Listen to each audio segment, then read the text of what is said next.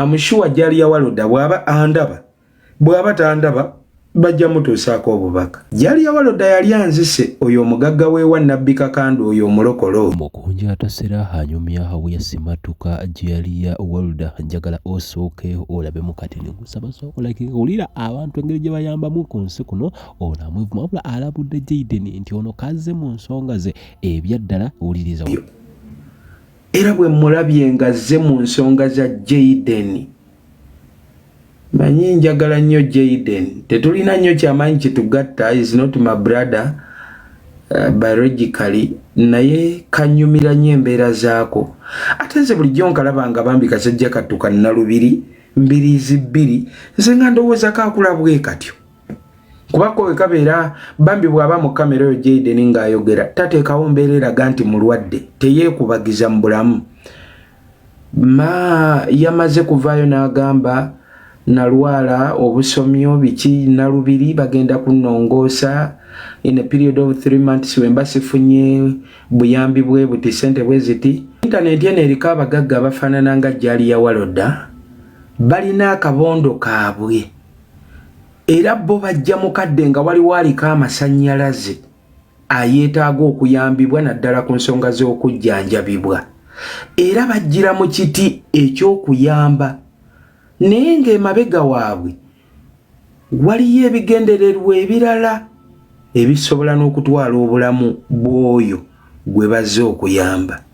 Kano bino byenjogera bitwala n'obulamu, naye olw'okutaasa obulamu bw'abangi kale Jali yawo n'aba oyagala kutta nze ne wontwala ku nsi mmanjaaki nagendako e London President Bobby yantwala hiti nzifunye kale obotta ne wotta. Kakati bajjira muteeke bweti omugagga ajjangazza okuyamba. Kati gwe olw'okuba oba mukadde nti nze Jayden obulamu bugenda bampadde emyezi 3 wemba sifunye miliyoni 10 ngenda kufa. Kati buli muntu ajja omwaniriza.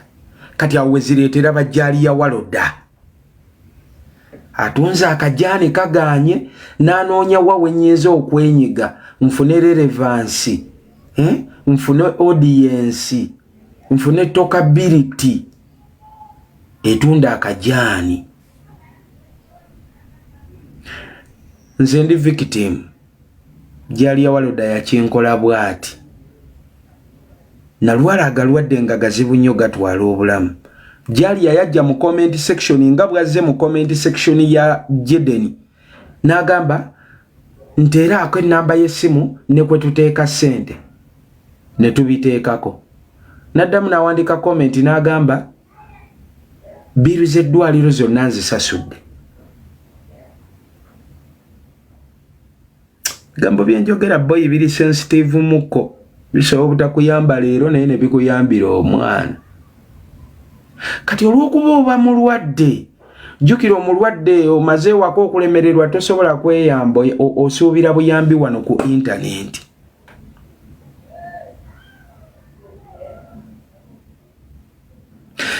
Abantu bangi babeera ku internet wano abalungi, get me well.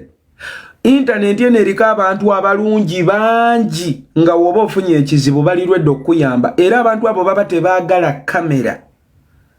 Oli akukubira ng'otaddeyo ennamba y'essimu n'agamba hello Jayden, ono Jayden nti yes nsomera ennamba yo n'akuteerako miliyoni 2 oba miliyoni 3 n'akugamba nkwagaliza okuwona okulungi. Mu bufunze n'ofuna abantu ne we babeera abantu nga 5 nga bakuwadde miliyoni 2 obulamu buba buteredde. Kati womala ofuna abantu abo abamu baba bakusuubiza busuubiza ne zireeta Jali ya Waloda naggagga okuva mu America naye nga we Uganda. Naggagga Jali ya Waloda bwajja asooka kubuuza ssente mmeka ezeetaagibwa nga naawe omuddamu nti twetaaga miliyoni 10. Kati Jali yange avaayo ng'agamba Jayden ngenda muwa miliyoni 8. Now, what does it mean Jali yogamba nti akuwadde miliyoni 8? Balina kasaako kaabwe ak'abafere. Sina abafere bano bakiira. balina kasaako kaabwe bali bakuba mangu screenshot jali yajawandiise ndi akuwadde miliyoni 8 ne bagipositinga everywhere ne gowinga viral. Kati omuntu wali abadde agenda okuwa emitwalo 2 nga tayagala na kamera oba abadde agenda okuwa emitwalo 3 oba obukadde 3 agivinga up olw'ensonga agamba Jedeni yeetaaga miliyoni 10 ku miliyoni 10 jali yamuwaddeko miliyoni 8 ate ne gundi yaleese bweziti ne gundi bweziti ziyise namu agenze mu mago kati ali mu magoba.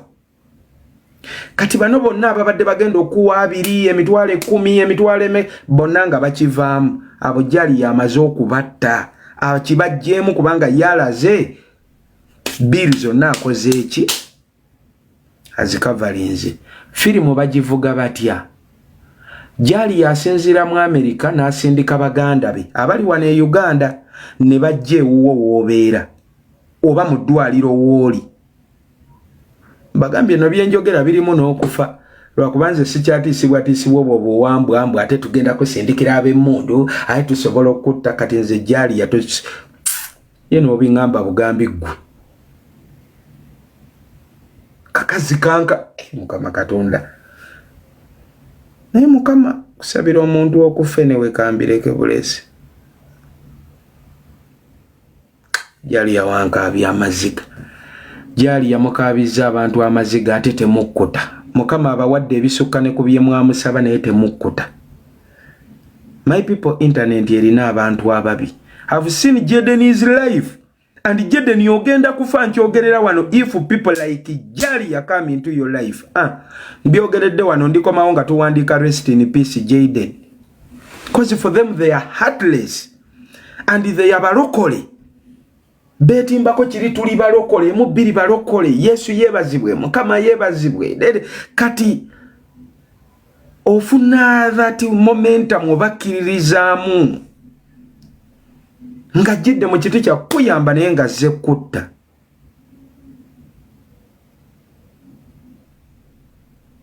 Jali ya for God's sake Mukama lwakubanze ngenda kweberera mu geyena naye bane nandituddeko wali Mukama Katonda abantu abamu abagendo ba mu ggulu simayimbu abagendo tuula ne Katonda balokole mmwe Mukama yandipadde dakika ngasa nentulako wali nembalaba bantu mmwe Jali and your family your killers.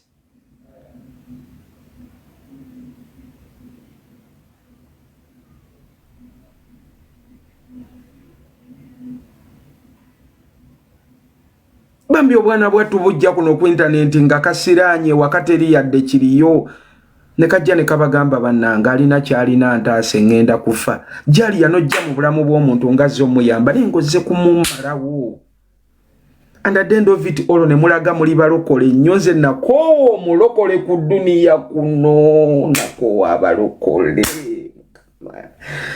Mukama singa abalokole bonna bakumako omuliro oba ne bavaawo Mukama nako omulokole Jali yawaloda wantamya abalokole Mukama Katonda ne wenengera omulokole nze sebaka kumuwala mulokole wangambira nti mulokole mugambirawo yambala nika yogende Jali yawantamya abalokole ne maama wone kiganda kyekyo ki atasoja nesimanyi nani ya mulina ekigulupu kyammwe kye kikomya obulamu bw'abaana ku internet wano mugenda komya Jaden mbalabye mutandise firimu zammwe mu bulwadde bw'aka akavubuka mwana ate ensi yo yayiga kubangalo Jali yagambye agenda wa Jaden miliyoni 8 bonna ne bagamba Jali ya juu bambi nga tebamanyi how the film is going to end. And it's only a few people who can come out and say this. Because wano chengezaako okwogera abo bakira. Bwoba toli nganzo omusamize yali amazi. Nga ne bajjajja ntuuka empewo ne zijja nazo ne nzimenkera. Kati atolaba nkambuwalira bajjajja ate ggwe. Era byenjogera bujulizi bw'abantu bangi abali awo abandaba even right about now. Nenga tasobola kuvaayo kubyogera. Gamba banzite nfendeko obwana.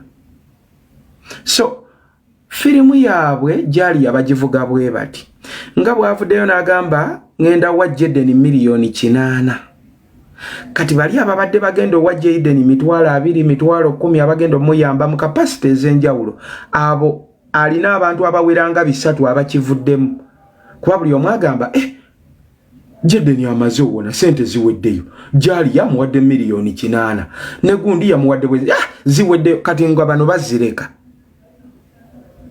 kati jali yanga asindika baganda be baba wano mu Uganda nga bagende wa Jaden era kye bagenda okola we batuuke wa Jaden nga bakugamba kakati ye jukira aba yetemye miliyoni 8 nga bwazetemye kati abo baganda boyo bra atsme atasoja bwajewo akuletera miliyoni 3 zijirako obukwakulizo. Now listen properly. Akakwakuliza akasooka jali ya Walda atusindise ali mu America genda kuwa miliyoni 8 ensonga yagirabye ku internet naye tusosereta ko zine 3 naye tokirizibwa kola video n'emungo omwebaza akoyeka kwakuliza akasooka kati ngobabuuza lwaki omuntu anyambye bwati nampa miliyoni 3 nga siri nawe muyita si muganda wange siki lwaki sikirizibwa mwebaza nti neddo oli mulokole nnyo asabira wakakande baga simanyi omukono bweguti weguga basimayi guno tayagala mwogerako era togeza n'okikola ng'osirika wayita wiiki seezo okyasonda akasente nga jali ya Walda ayima mu America jali nga apositinga ngagamba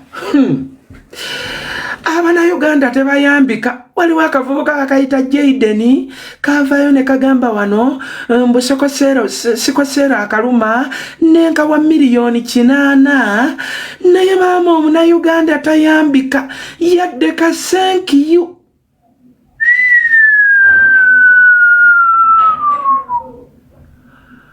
baloya boku TikTok nga balyoka bakuvuma gwe Jaden ne bakuwa miliyoni 8 kyoko kyali wano osonda sente ekitegeeza obulwadde wabufuula bizinensi olabika tolina mulwadde. Remember bo tebamanyi firimu bwekola ki bwetambula